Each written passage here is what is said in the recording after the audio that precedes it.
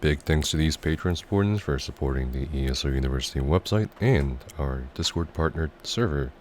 If you guys would like to help us further, definitely check out the Patreon link down in the description below. Hey guys, it's time to Nefis and Chill. Let's cut to the chase. You and I both know since the release of the Mark Card DLC patch notes, everyone's been asking about this. We've increased the number of Transmute crystals you can earn from from most PvE sources, including Undaunted Pledges, looking for group rewards, trial weekly quests, and arena and trial leaderboards. We've also increased the number of Transmute crystals you can earn from the battleground leaderboards. As part of this, we've removed the small chance of obtaining a single Transmute crystal from simply slaying the final boss in the dungeon. Alright, so since nobody seemed to have the time, but still wanted the answers, with the help of Sullinger, Elias, Russell, Ce-Nex, Billing, Slay, and Zephyrot, we tested most of the new Transmute crystals value from PvE sources on the public test server. Note that the DLC pledges don't give more. Every amount rewarded to the player is now a fixed amount rather than random RNG amounts between 2 to 10 Transmute crystals. PvP sources except Battleground supposedly remain unaffected. We've checked out a couple weekly rewards, or rather we checked out rewards for the worthy as well, just in case. We're also seeing a more clear tier list of Transmute geodes. White gives 1 crystal, green 3 crystals, blue 5 crystals, and purple 10 crystals. All pledges, assuming you finish the hard modes, give 5 Transmute crystals in the form of a blue geode. All pledges, if you don't do a non-hard mode, and they are from Maj Aragath, the easiest ones, 1 Transmute crystal in the form of a brand new white geode. And of course, if you do non-hard modes from Gilrion, the Redbeard, we get 3 Transmute crystals in the form of a green geode. We didn't test, or we didn't get to test the non-hard mode DLC pledges.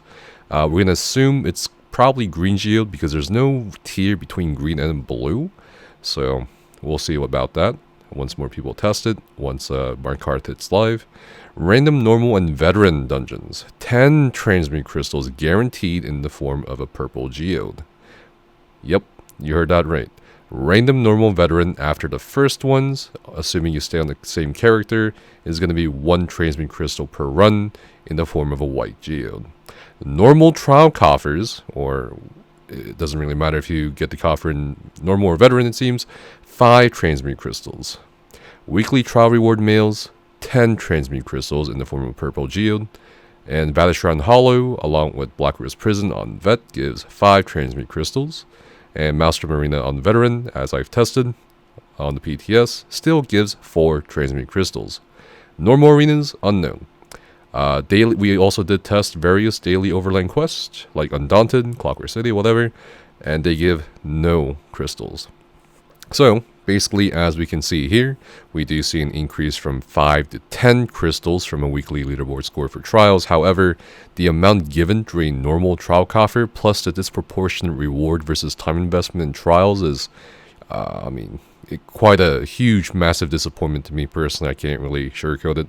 It's quite obvious that everyone and their mother is going to be doing random normal on every character, potentially getting up to 180 Transmute crystals per day, which is great, but the fact that whoever chose the amounts for crystals when it came to trials, when this was a huge opportunity for them to actually incentivize doing trials or getting into trials or just doing the weekly leaderboards, which no one cares about these days due to the said lack of incentive, is again just a huge, massive disappointment to me.